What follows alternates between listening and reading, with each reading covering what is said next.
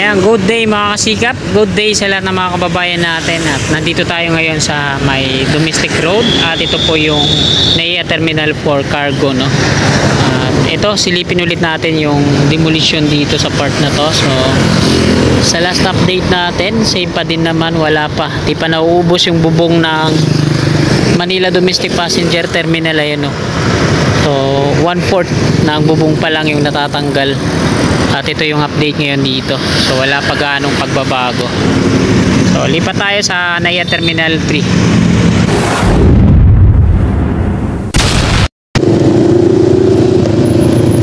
Yan, domestic road. At ito na. So ito yung dinidemolish nila. Yan yung cargo. Dito sa may sidewalk, tapos meron mga establishment dito.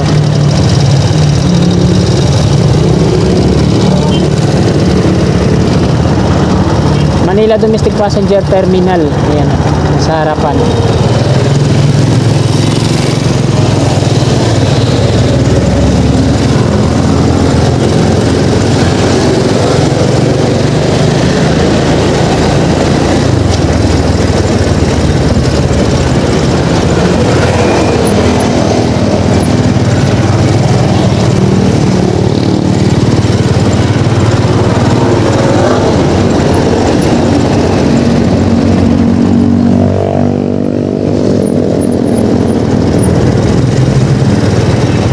Yung dinidemolish nila yung nakaraan, nililifting. Ayan yung train na gamit nila, tinatanggal nila yung bubong nun.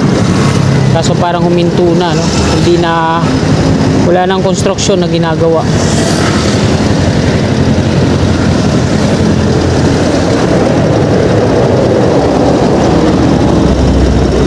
Mula dito hanggang dun sa dulo, sa may NAIA Airport Road, parang mga abandonado na yung mga ito, yung mga nasa gilid-gilid. Wala lang tayong makausap, ano, kung anong kontraktor yung gumagawa dito.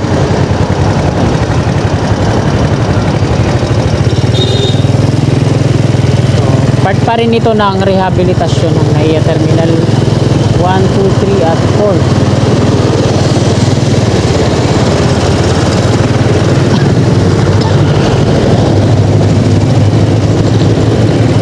Ito, excuse me po, ito yung mga ano dito, mga abandonado na.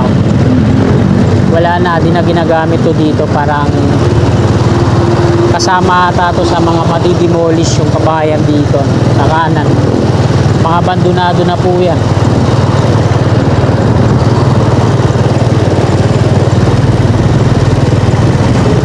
Pero may bantay pa rin na gwardiya, baka tirahan ng mga ano, yun na. Sarado na rin, ginawa na lang parkingan. Pati itong mga ano, mga poste na ang Meralco, may mga numbering na. Ito abandonado, mas lalo na to. Ayun, wala nang laman loob. Ticketing office, mas lalo na to. Ayan, wala na ring laman loob to. Teleport by AirAsia. Mga pakaliwa patungong Baclaran, and then tourist PITX. At ito, nandito na tayo sa NAIA Airport Road. Ayan yung NAIA Expressway. Diretso tayo ng NAIA Terminal 3. Tingnan natin doon kung ano na yung progress sa off-ramp na nagkakalaga ng 3 to 5 billion pesos.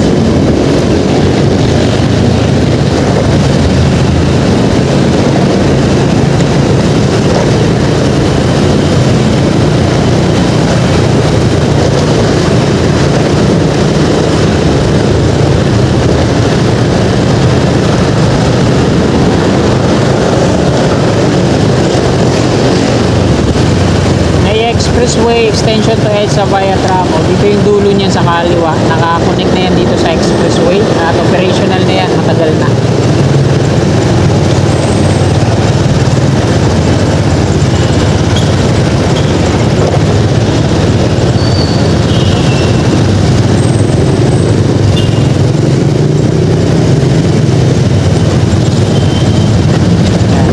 Aurora Boulevard pakaliwa, intersection.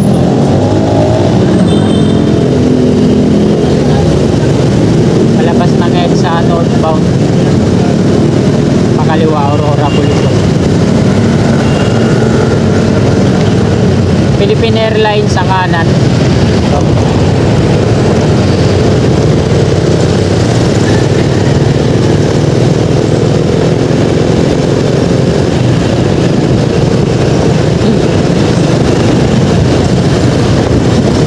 At Andros Avenue na to dito. Binabaybay natin.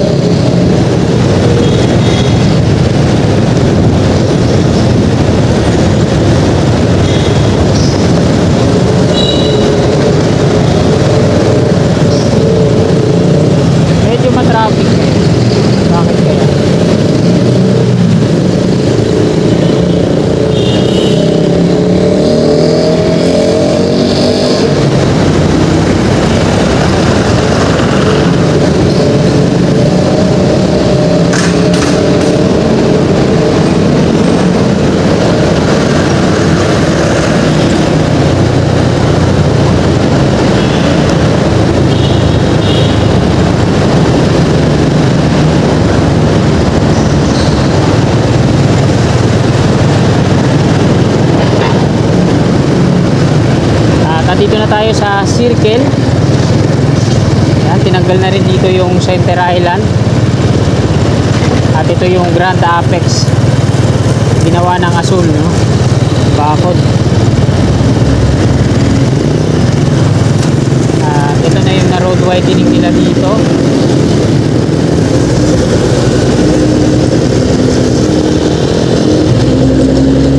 Naiya Terminal 3 na po yan dyan sa unahan natin. Di pa nagagalaw yung mga gabundok na lupa na yan. Ayan yung patungo dun sa sa lobby ng arrival at departure.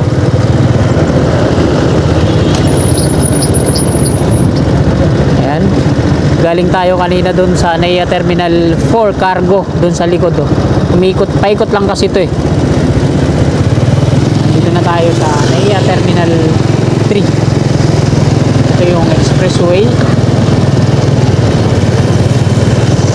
Ito yung ikapito na pier, meron ng platform, wala pang rebars na in-install.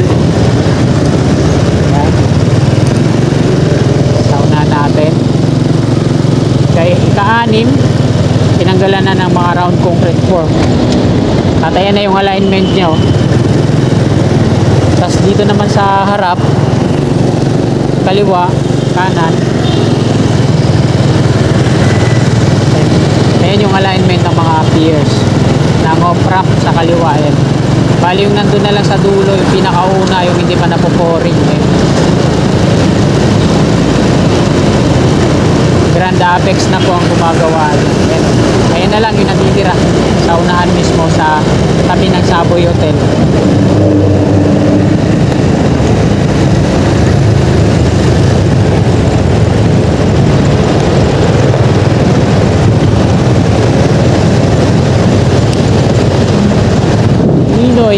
Aquino International Airport. Ito yung parking. Ayan yung lobby niya sa harap, sa arrival at departure.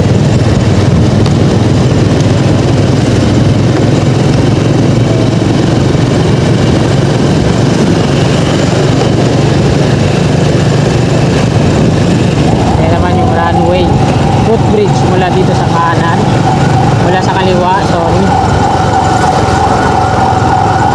At sarado na nga yung U-turn slot dito.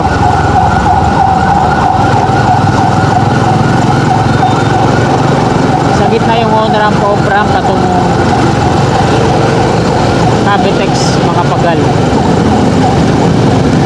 ginawa nilang two-way. Ayan, dito nag-uumpisa yan. Oh, grabe, ang linis na dito. Boom, bangis. Kita nyo naman, oh, asfaltado na, mga kasikap, oh. Ayan, oh, linis na, no. Asfaltado na. Ayan, oh. Ayan yung parkingan ng bisikleta at motor patungo doon sa lobby. Ayan, asfaltado na, kinis na. Yung dating landscape po ito dito, ano. Ayan yung mga aeroplano ng AirAsia at Cebu Pacific, oh, sa likod.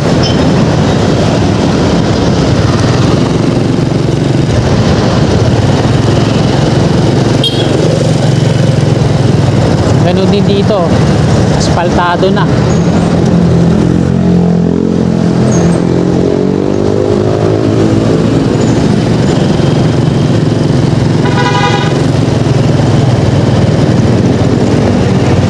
Galing, ano?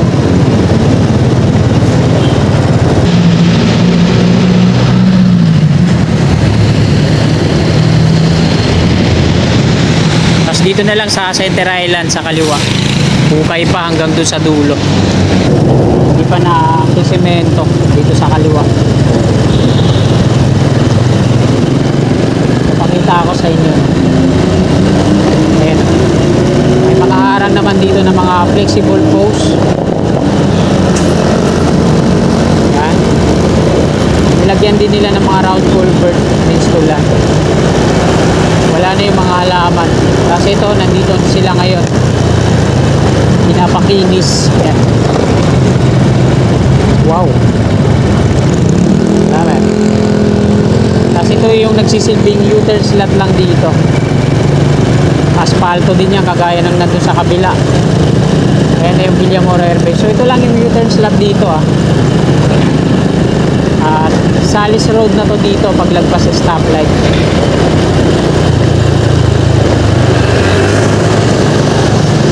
Salis Road na tayo, mga kasikap, at hanggang dito na lang tong video na to. Maraming pong salamat. Bago nyo sana lisanin tong video na to, pakilike na lang po. Sa mga kasikap naman natin na willing sumuporta, click natin subscribe. At sana mga kasikap, supportahan nyo rin po ang aking isang account, Kasikap Motovlog. Ito po yun. Pa-subscribe naman, mga kasikap. Maraming salamat. Magandang araw po sa ating lahat. God bless.